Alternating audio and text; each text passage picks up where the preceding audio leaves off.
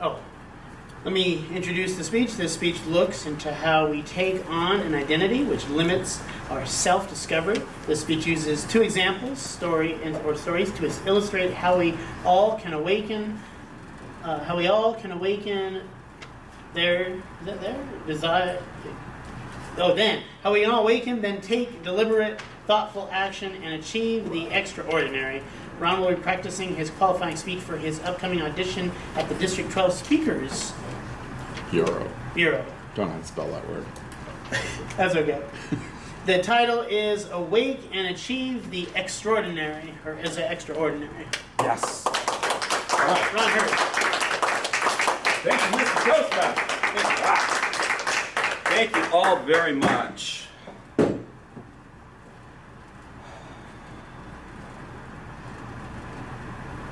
I'm ordinary.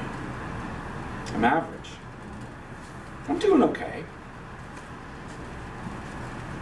You know, every day I hear people that say those things. People who live a life that limit themselves. People who don't see the potential that lies deep within, and they settle for something so much less. But what if it didn't have to be that way? What if through our action, deliberate action, we could achieve the extraordinary?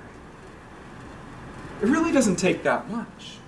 But we first have to awake. We awake, we can deliberately act, and then achieve the extraordinary. In the popular movie The Matrix, the hero Neo is offered a choice by his mentor Morpheus. You can take this blue pill and you can go back to sleep, back into the Matrix, back and tell yourself any story you want. Or you can take this red pill, wake up, and live an extraordinary life. You chose the red pill. 1983, I was standing in the kitchen of my family home, talking to my mother. Mom, I don't want to go to university. I'm sick of school. I just want to study computers and get out and work and just be done. I'm bored. And my mom looked at me in that mom kind of way. You know, when moms know their son's about to make a monumentally stupid decision, she pulls the middle name card. And she gives the middle name and she looks at me. Norman, you're going to school, and that's final. And you know, I absolutely love my mom. Miss her too. I love my mom. I would never disobey her. So 1984, stepped onto the campus of a university very much like this one to pursue a degree in engineering. Why engineering?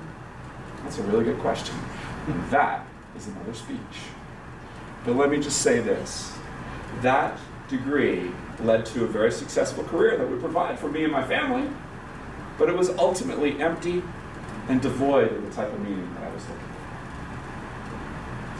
We all are born into a community that in order to succeed within, we've got to adapt and we've got to become part of that community. And it's a lot like putting on a coat. You know, like that really nice sports coat you put on, and you just like slip it on and don't I look good? Doesn't this make me look good? It looks good, it feels good, and now we're part of the group, part of the community. And we love it. We belong. We have this sense of belonging. We can thrive. We can succeed. But I want you to notice something about this coat, because over time it starts to get a little bit tight. And soon, it's kind of like a straitjacket. And, you know, we want to drift over here. We want to try something new, and our friends are like, that's not the way we do things around here. And you kind of bounce back into the middle. See, you're just getting constrained. The thing that we need to understand is that the identity we take on to belong to a community is a construct. It's something that we put on over top of who we are. It is not who we are. It is what we allow ourselves to become. So what if we could wake up and then take deliberate action and achieve the extraordinary? How many of you have heard the story of a gentleman by the name of Terry Fox? Anybody ever heard of Terry? Not one. Awesome. Terry Fox is my hero. He's a Canadian. He passed away many years ago. But he has a really unique story. You see, his story was the same as mine for the first several years of his life. He grew up in a small middle-class town just like I did. He had middle-class parents just like I did. Everything about him was similar until, his mom made him go to university too, and he's a sophomore at university and something tragic happens. There's a pain in his leg. And all of a sudden, he's at a cancer doctor. First came the amputation, just above the knee. And second, chemotherapy. He's in a cancer ward in British Columbia, Canada. And throughout the night, he hears the screams of agony of fellow cancer survivors trying to make it through another night.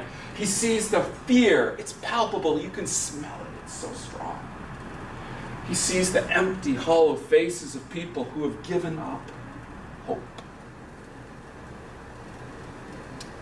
He woke up in that moment. And he realized, I want to heal their pain. I need to find a cure for cancer.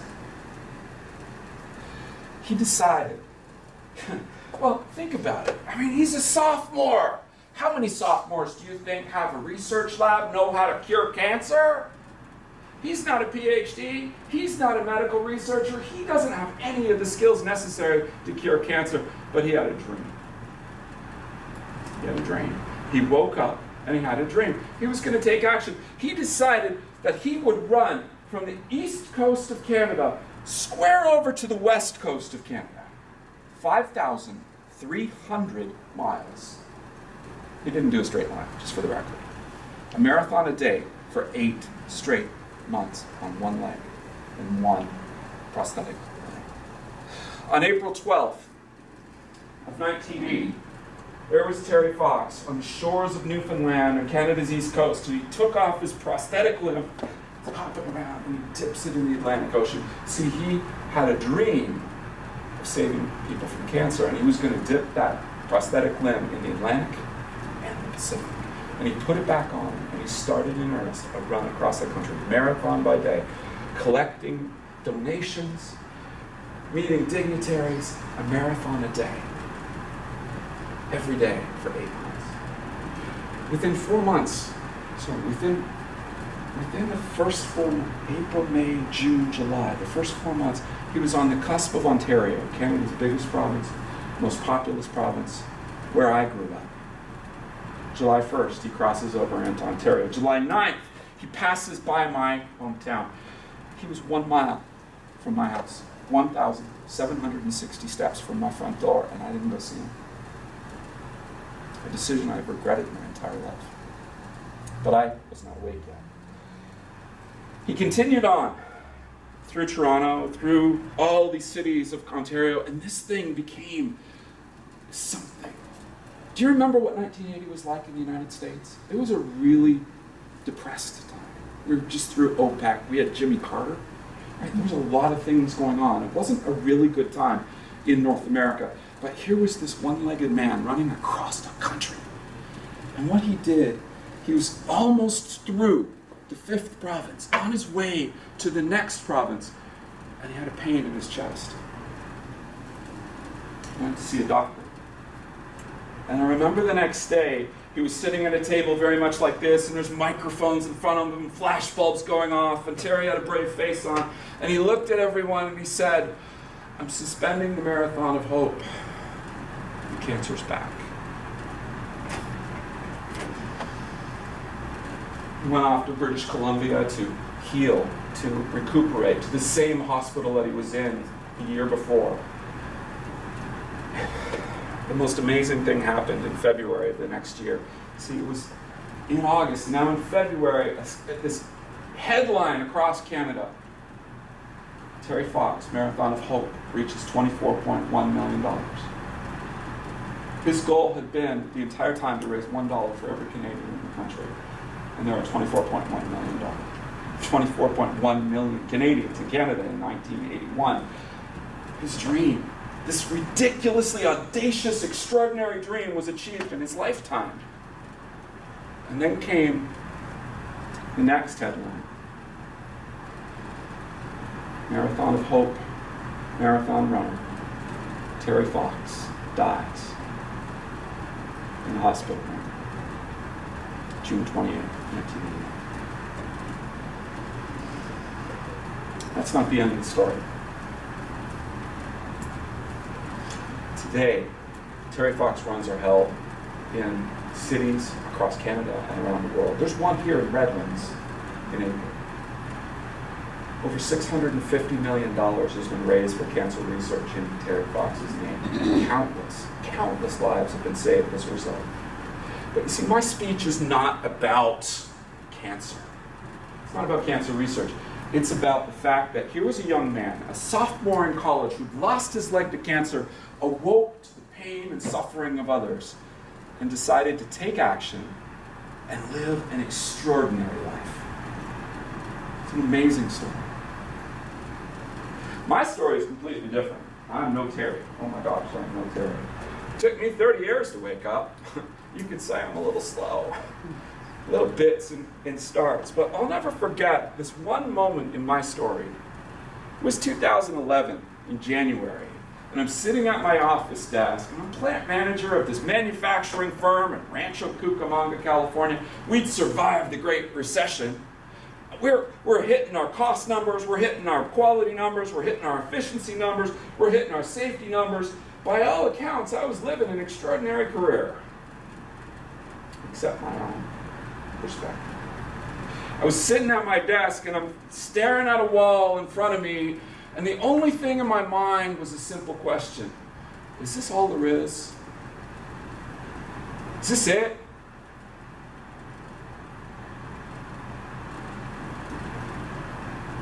A voice deep inside of me came out.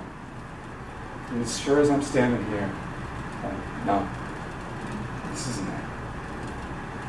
And I knew what I had to do. I had to resign. But I went to Washington State to my boss's office, and I'm about to walk through the threshold of his door, right? You know the door frame. And you ever seen the movie Indiana Jones and the Last Crusade? Ever seen that one? It's a beautiful movie. And there's one particular scene where Indy is standing on the edge of a chasm. And he's been told that he has to take a step of faith. So he's got to put his foot out, and there's nothing in front of him except this infinite hole. And what does he do? It's exactly what it felt like walking into my boss's office that day. I walked through the door and I handed him my resignation. My friends thought I was insane. It was 2011, man. I mean, we're still in the Great Recession. You're giving up Are you kidding me, Ron? You're giving up your job for what? For an entrepreneurial? What? You don't even know what you're going to do. Oh my God, you were going to be a vice president. You have a six-figure income and you're giving all that up to start a business in California? You don't even have any capital. What kind of business plan do you have? And I realized, I guess I need a little more courage than I originally thought. So I did it anyway. I resigned. I started a business. It wasn't about business, though. It's about people. You see, I had awoken to the fact that if I just live my life in a small way, if I just make it all about me, then I'm going to die a very lonely and unfulfilled man. But if I take a different approach, if I wake up and take deliberate action and help other people learn the lessons that I have learned, to grow and to develop into their own capacity, then they, like I, can make a difference in this world. They too can achieve something extraordinary. To end my time with you, I want you to think about this. We all need to wake up. And once we're awake, we can take a deliberate action toward the achievement of something extraordinary. And I ask each of you, as you're sitting here now, what is one small thing that you can do to wake up and to move in the direction of the gifts and talents that are natural to you that would allow you to do something absolutely extraordinary? It's one thing you can do today. You see, in the end, you're so much more than average. You're so much more than okay. You are extraordinary. Mr. Toastmaster.